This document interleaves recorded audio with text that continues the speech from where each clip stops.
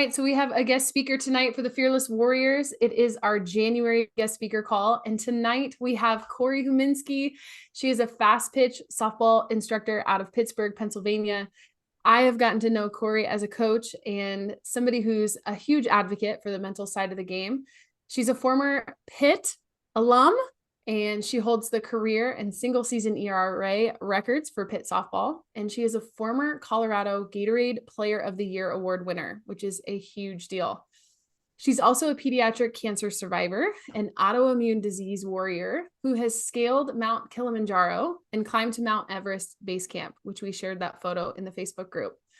One of her core values is resiliency, not just as a pitcher, but as a player on the field and also in life. And I am so excited for her to share her story for you guys tonight. You guys are going to get to ask questions, all the amazing things. Cory, welcome. Hi, thank you for having me, Coach AB. I'm excited to be here. I know it's kind of a fun little intro. So give us a look into your life right now. I know you're doing a lot of coaching. What's your typical week look like? And we also get to kind of show behind the scenes of what it's like to have coaching be your career, right? Yeah. I basically give lessons 6 days a week. Every evening, weekdays after everyone gets out of school until like 9 o'clock at night, and then Saturday and Sunday in the mornings. So pretty much all the time, as much as I can. So that's what I do most days. And then in between that, I've got 4 dogs, 4 cats, and a bunny. So I have my hands full with lots of pets. And then my husband. So him and I do a lot of stuff together, traveling and going out to eat and stuff like that. So I love it yeah. so much. So for those that don't know your story, and I know that we're going to share this on the podcast as well, give us a quick background of, why are you so passionate about resiliency? And I know you weave that through a lot of your coaching with your girls in person. Why is that so important to you? Yeah, I mean, I think it's so important because I just got like a giant dose of it when I turned 11 years old. Um, that's when I was diagnosed with a rare form of lung cancer. And all of a sudden, my life went from, just being a kid and playing softball and going to school and to suddenly being in the hospital and doing all these tests and all this stuff. And um, it's hard to be prepared. I don't think you can be prepared for that, especially at that age. So I just, had to kind of learn as I go and figure it out. And now as a coach, I do have some students who I've met who are like going through some really serious things health wise or family or whatever it may be. And so I think the more I can be open about it and talk to them about it, it's good for them because sometimes you can feel really alone. And so I like to be open with the kids and talk to them about, what they might be going through too. Yeah. And I think the perspective of if we are struggling on the mound or if we, go 0 for 3 that day, and what message would you give to girls if, I think we get so caught up in softball, right? And not to compare our lives to other people, but there are children out there that are facing really big battles. And as you guys get older, you're going to face even bigger battles beyond the softball field. How does that give us perspective, or how does it give you perspective after going through that? Absolutely. I mean, I think the biggest perspective I have is just like every day is a new day. And so, you know, yeah, everyone's gonna throw a bad game or mess up or, do something really embarrassing. I tripped once while I was pitching. Like I pitched and almost fell over because I caught my shoelace. Like it was very embarrassing. I'm not gonna lie. But like, things happen. And you just, the next day, the next game, even the next batter is a new one. So, I think that helps because just like when you're going through something, like every day is a new day and you just kind of move forward through it. And I think, uh, that puts things in perspective when you look at it like that, because I think it's really easy to like you said, like go 0 for 3 and freak out. And in reality, it's not that big of a deal. I think it becomes more of a big deal because we make it such a big deal. If we move past it, it's a little bit easier to handle. Yeah. And can you take us back to those times? What was kind of going through your head, if you can think back, to those moments of, I just want to see the softball field again. I just want to be able to walk, to talk, to have my childhood. What kind of motivated you to get through those times? I really think softball what helped me get through it, to be honest, because that was something I really loved. I enjoyed it. I had a lot of good friends there, and I wasn't able to do it for a while, and I missed it. And I know my dad thought that was a really big part of like kind of my like rehab of getting back into being a normal kid, was to start doing the things I had been doing before. So like when I got the all clear that I could start playing softball again, like not even play, like just start to practice and like try to pitch and like all that kind of stuff. That kept me going. You know, I had that to look forward to. It was something I was like hoping for and waiting for. And if you don't have something that you're looking forward to, I think that also makes things really hard to get through. There has to be something that is pushing you to get through it all. And for me, it was definitely softball. Absolutely. A lot of you guys are currently in the program, and so we haven't quite gotten to it unless you did your homework early. We talk about your why. I would love for you guys to share your why in the chat for Cory to see. I think that would be really cool. And we have a different mix of warriors. So we have, Cory, we have our alumni who have graduated from the program. We have teams that have gone through the program. And then currently we have is it team 21? Or are you guys team 20? Team 20, right? I'm getting ahead of myself because we're already planning for team 21, but team 20 is currently going through the program. So we talk about your why. What do you feel like was your reason, like your why? What kept you going even past the, you came back, you conquered cancer. Was there ever a thought in your mind of like what life looked like afterwards? Like what motivated you? I mean, that's a hard one. I think it's just when you go, I would never wish anything bad upon anybody. But I think when you go through something that's really hard, whatever it might be, it just puts things in perspective. And so it makes you appreciate things, and it makes you, um, you know, like kind of just look at the world a little bit differently. And I think that's what all of this did a little bit to me, was just make me realize that some things really are insignificant and don't matter, and you can't hyper focus on them.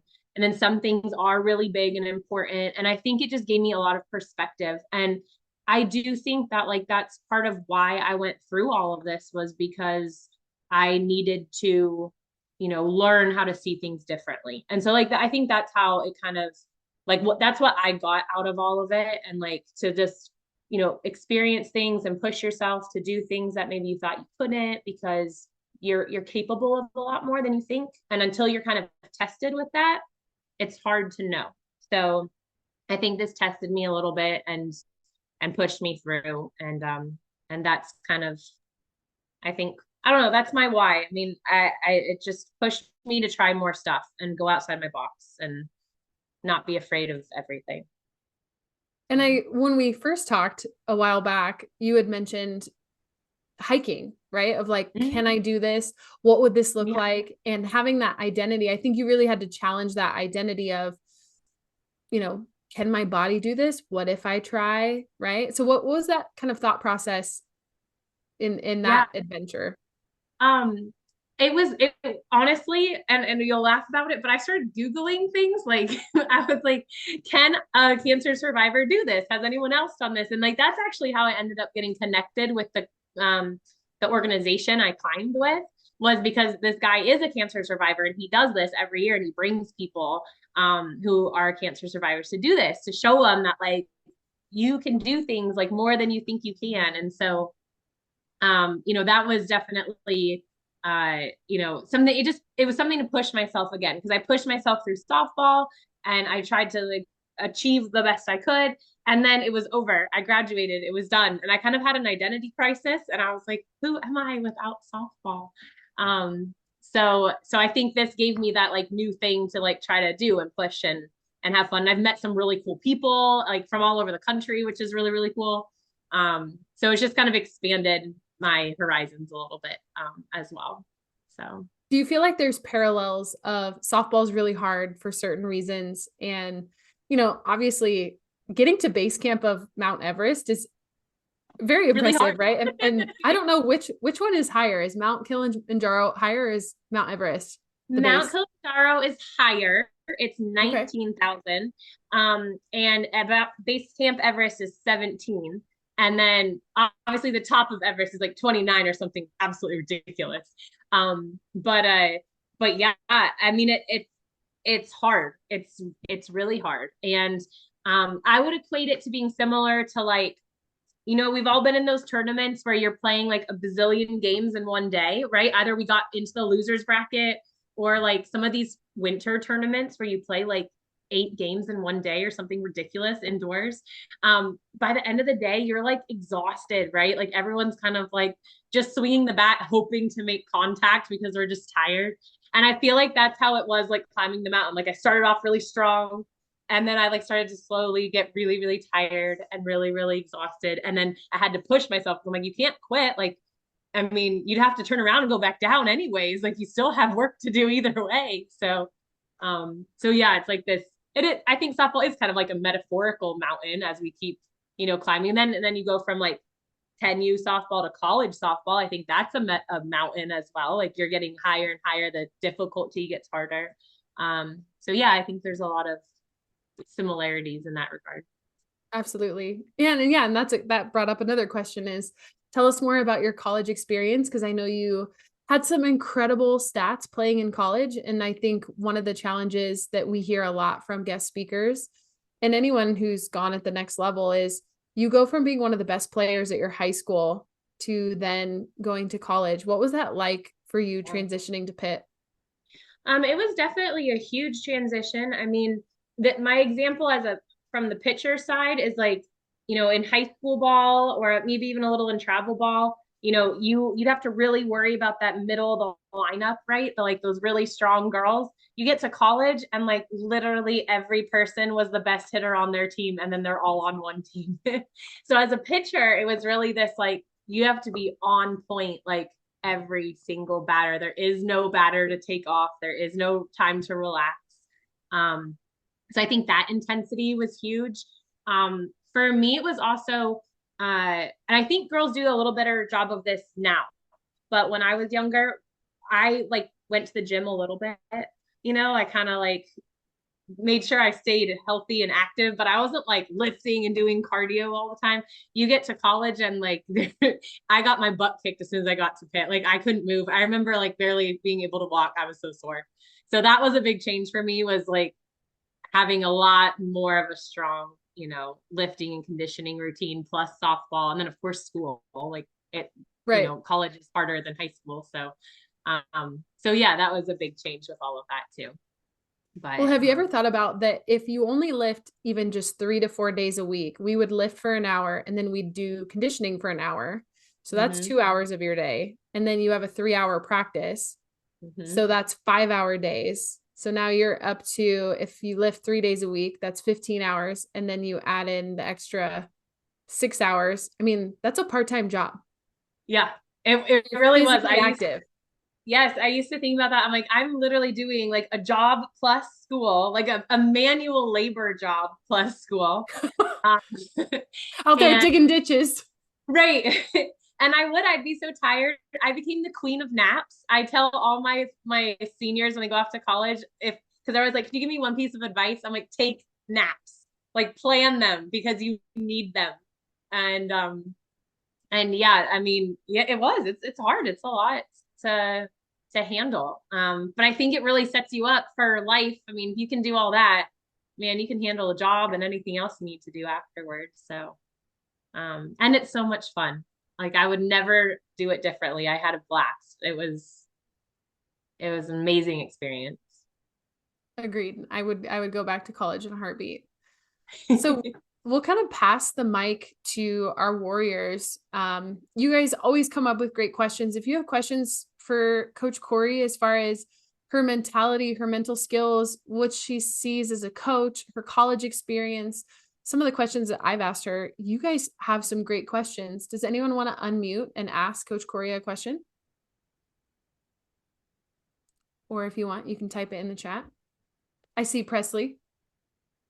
It's not softball related, but do you ever want to try to summit Mount Everest? So I personally do not because I think it's really high and very dangerous. I really just wanted to see Mount Everest in person. That was my goal. But I do know of a couple people, like the guy I climbed with and the like our guide who did climb it, and they said it was absolutely amazing and it was one of the best views you can ever imagine, and they loved it. So I lived vicariously through them and their stories. I feel like I got fed videos on the algorithm, and now I'm just freaked out about how treacherous climbing Mount Everest is. It's like the algorithm knows. Yeah, Yes, Presley, yes. would you put that on your bucket list? She said no. I live in Washington State, so I'd like to summit Mount Rainier, but definitely not Yes, Everest.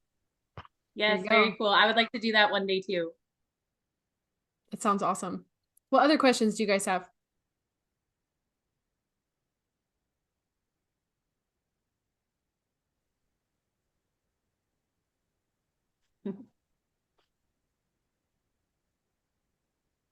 I have a question, and I kind of went this route too, but what was that decision like for you after college? When did you start coaching full time, and when did you realize that you could stay in softball as a career? Yeah. So I did start working a job when I went to grad school. And then after grad school, I started working a job, like a normal, 5 day a week kind of job. And then I was giving pitching lessons on the weekends. Um, Basically, I loved doing it, but I didn't have room. I didn't have enough time to do it. So I like slowly started adding a few more here and there. And then I started having a few days where I could get off early from my other jobs. Then I added some night lessons there. And then and then it started building because like my kids started then pitching well. So then like other people are like, who's your pitching coach? And then, so it kind of started building. And then it got to a point where I was working like 70 hours a week. And my husband actually was like, can we have a talk? And I was like, okay. And he was like, I don't see you anymore. Like you're working way too much. Like, what do you want to do? And I was like, I mean, in a perfect world, I want to just give lessons all the time. I would love to do that. But I was kind of afraid of I guess afraid of failure because I would have to fill all my hours with lessons. And like, could I actually do that? Are there enough people interested in lessons? That sort of thing. So he basically, I have a wonderful husband, and he basically just was like, just try it. Like, if it fails, it fails. But if it doesn't, like, you'll love it. So like, just try it. So I ended up basically quitting my job and then working very quickly to try and reach out and tell people that I was opening up my lessons. And I ended up, it was like in less than a month, I had filled up full time. And everyone's on reoccurring lessons. And pretty much if someone graduates or if someone decides they don't want to pitch anymore, which is fine too, like then I'll have an opening. But I never thought that was going to happen. So it was a little bit of like just jump into it slash having a really good support system who was encouraging me to do it. And it worked out. But I didn't, when I was in high school or college, I did not see this as my path. So you never know what will happen. And that's incredible because I know how hard it is to fill that. And I'm so proud of you for chasing that because it is scary, right? Of Yes, can I, very scary. I make the joke, here in Nebraska, Rhonda Revelle and some of the other college coaches are the only coaches that, coach full time. And I think there's more opportunities for us. And so I just, Yeah. if you guys listening to Cory's answer to this, if you guys want to stay involved in softball, but there's a question mark in your head of what that would look like, there are going to be so many opportunities for you guys after you graduate that you get Yeah. to make it what you want it to be, which is so cool. And the cool part too is it's not just the pitching, right? Like, yes, I'm coaching pitching, but I actually love the relationships that I'm forming with my students. Like, I have a bunch of them that feel like they're my own kids. And, we talk about everything like softball and non softball. And it's just so much fun to see them grow. And I think that's probably the part I love the most. And that's not even the softball like part. You know what I mean? Um, so yeah, I mean, it's just fun to be involved in people's lives, and you know, that's the part I like. Agreed. So Colette, you've been waiting patiently. Do you want to unmute and ask your question? What made you want to play softball? That is a great question. So I was actually born in Orange County, California. And out there, when I was a kid, softball was like the thing to do. Everybody did it. My best friends played softball. And so I tried softball. I also tried like basketball and volleyball and a bunch of different stuff, but I really loved softball. So I just kind of stuck with it. And that became the main thing that I played. And it really was just because my dad threw me in a bunch of sports, but softball was the biggie out there when I was a kid. So that's kind of how I got started with it. Those of you in California on the call, is she right? She's right.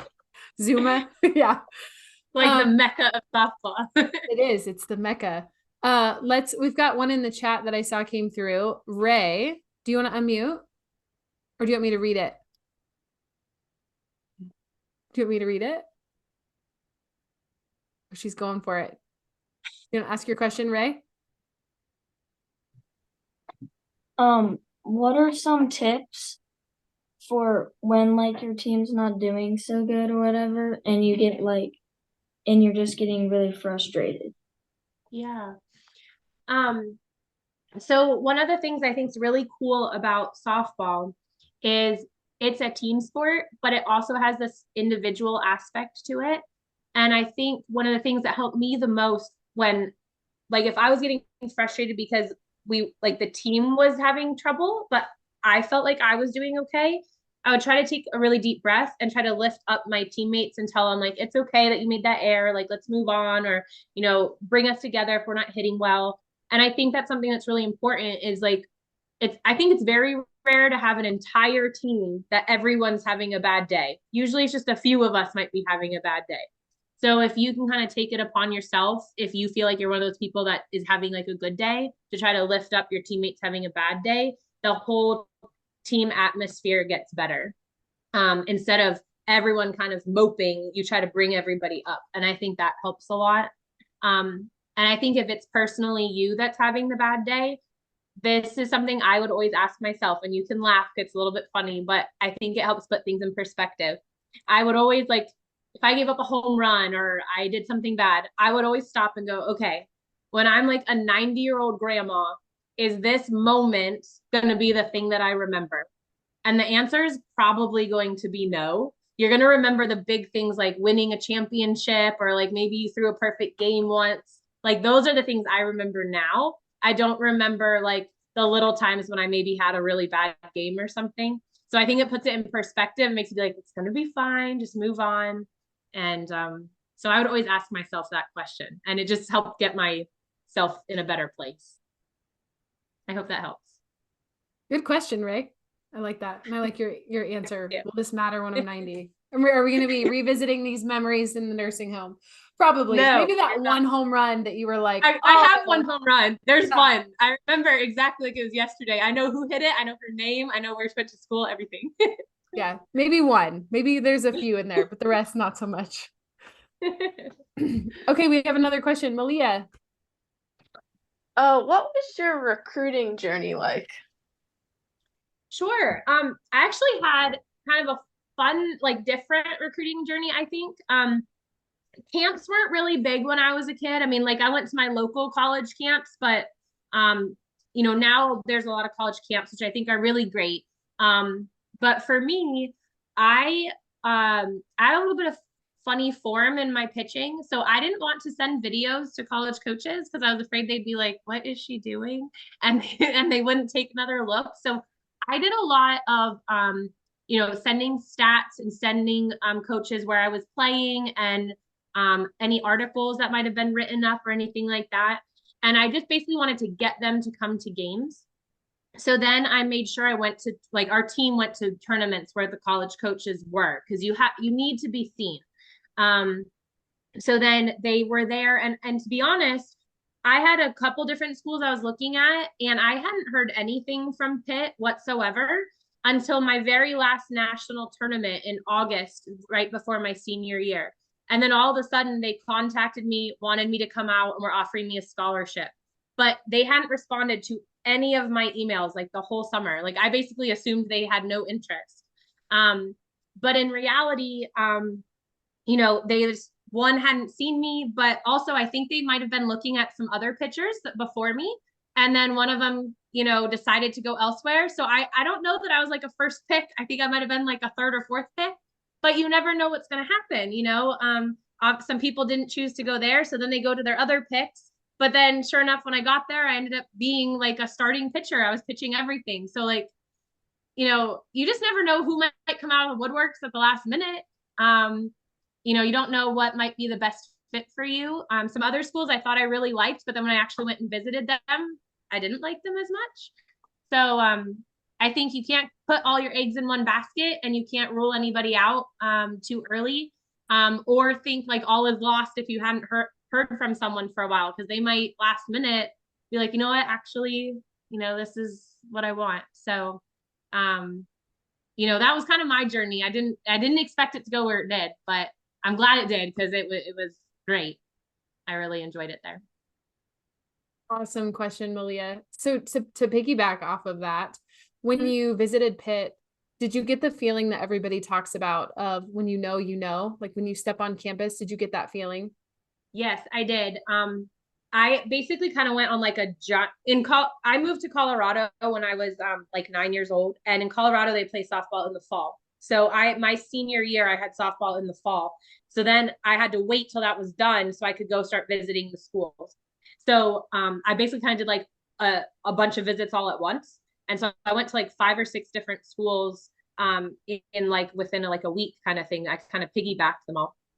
And I think every school I left and had some sort of feeling of like, I like it, but I don't like this one thing, or I like this, but I don't know about this one thing. But when I went to Pitt, like there was nothing that I didn't like. Like I liked the campus, I liked the city, I liked the team, I liked the coaches, I liked the academics. I just kind of liked everything. So there was nothing that, you know, and I remember actually asking my parents, like, what do you think? And their response was, well, it doesn't matter what I think. What do you think?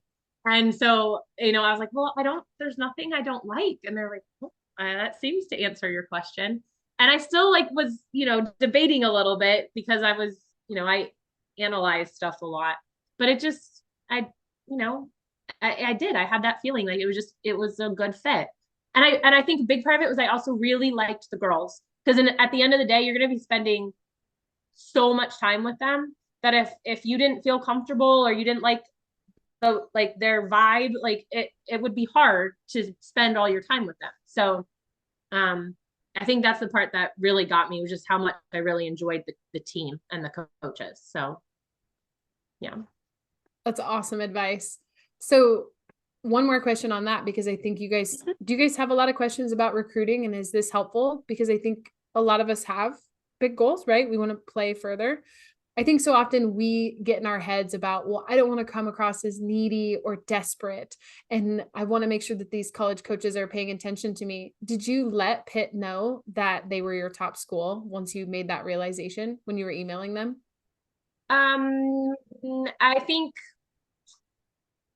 I want to say I didn't let them know right away, because I was still trying to, I don't want this to come across bad either, but like, in a sense, you're kind of trying to sell yourself. Like you want to get the best like deal you can. So like I wanted them to give me their best offers, right? So like I wanted Pitt to give me their best offer. I was also really interested in UPenn, and I visited there, and I wanted their best so I wanted everyone's best offers, because that also helps make my decision, because at the end of the day, you know, if I can get scholarship money, that does help with what you owe later in life. So I did kind of think about those things as well. And I wanted to have them not, if they knew I was totally like 100%, I want to go here, then they don't feel like they have to try as hard to get me. I wanted them to try hard to get me so that I could get my best offer. You know what I mean? So,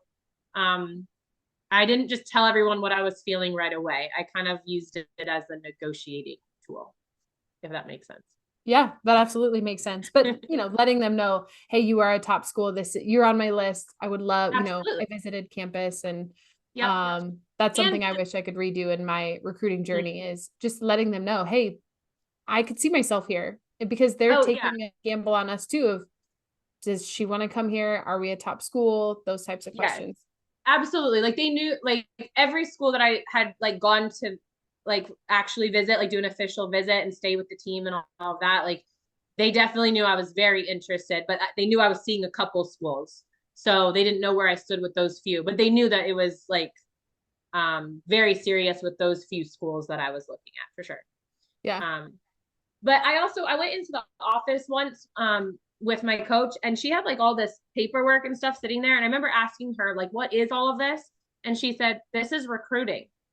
And I was like, oh my God. Like, so then that, like, I know a lot of my students, they'll be like, the coach hasn't emailed me back. I don't know if I should email again. And I had to remind them, like, they receive thousands, thousands of emails and letters and videos and like all the things. And I said, it's so like, I miss emails and I don't have thousands of them, right? Like I miss texts and I don't have thousands of them. So it's so easy for them to accidentally skip by you when they have other things going up to the top of their inbox.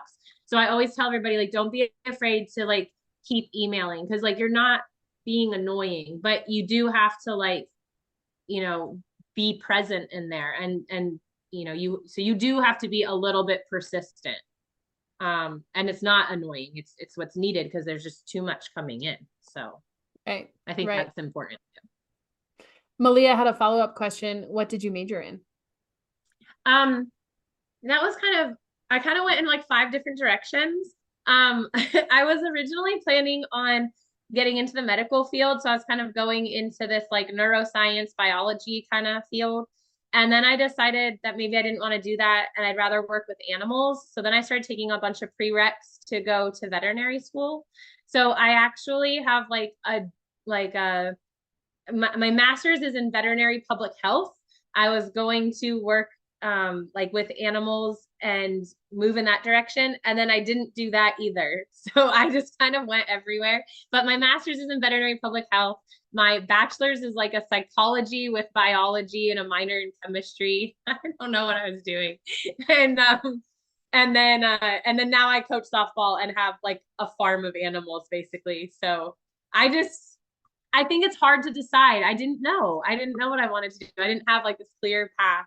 So I just took like a whole bunch of classes in like everything. It just means you're a really good entrepreneur with a lot of passions. That's a Yes. good thing. Yes. Well, and you know what? And I laugh because like I have this degree that I use in psychology, but like I don't work in psychology.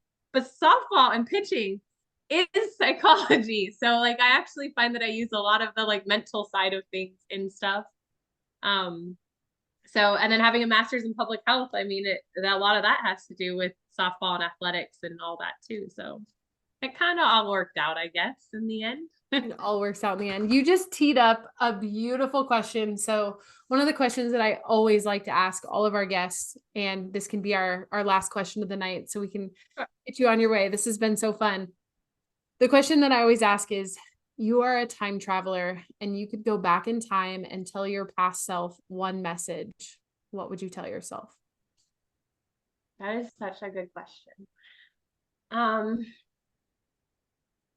For me, I think I would tell myself that everything is going to be okay. Because when I was little and I got sick, and then we didn't really touch on it, but like I got sick again when I was 17 with an autoimmune disorder. And so like, I just like felt like, why is this happening to me? Like, what did I do to deserve this? Like, I'm a good person. And I just like, I had a lot of those like mental breakdowns in that regard. And I think I just didn't know what was going to happen. I didn't know if I was going to be okay. I didn't know if I was going to get sick more. And I think if I could go back and tell myself like, hey, everything, like it turned out okay. You're doing fine. Like you're going to get through all this. I really think that would have been all I needed to hear. And I heard it a lot from my mom, my parents, but that I think it would have been that, because you ask yourself a lot of questions when stuff's not going right, So that's probably what I would have told myself. That's a great message for everybody because it does. Yeah. It does. Yeah. Cory, thank you so much. This has been so fun to get to interview you. What is the best place to stay in touch with you and follow? I know you're active on Instagram. Is there somewhere else that you would, what's your best place to have us follow on socials?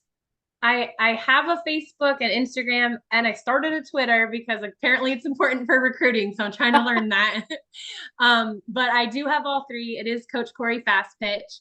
That's probably the best place to stay in touch. And then of course, like email as well. So. Amazing. And so if you guys have any follow-up questions, or maybe you think of something after the fact that you would really want to hear about Cory's story, or just questions in general, you're active in our community and I love seeing your stuff. So thank you so much for your time tonight and sharing your story. And it's going to continue to impact so many people and inspire, because it does, it all works out. Absolutely. Well, thank you for having me. I love it. I love what you're doing. I think Fearless Fast Pitch is so needed, and I'm glad you're doing it too. So we appreciate you too. Thank you, Cory. You're welcome. All right, you guys, have a good night. Thank you for tuning in. This will get put in your portals, and replays will get sent out, and all the logistical things. Truly, guys, this has been fun. And then if you are in the Warriors, I'll see you for our next coaching call. Awesome. Thanks, guys. Oh, you know what? We didn't do a screenshot. Wait, Cory, do you want to do a screenshot with us? I feel like we need to do a strong one. Those of you that are left, we're going to do a strong screenshot. We almost missed it, but you know, tradition lives. All right. Show us those guns. Sun's out, guns out. Ready? 1, 2, 3. Oh my gosh. You guys are troopers. Okay. Thank you guys. Thanks, Cory. No problem. Bye-bye. All right. Bye.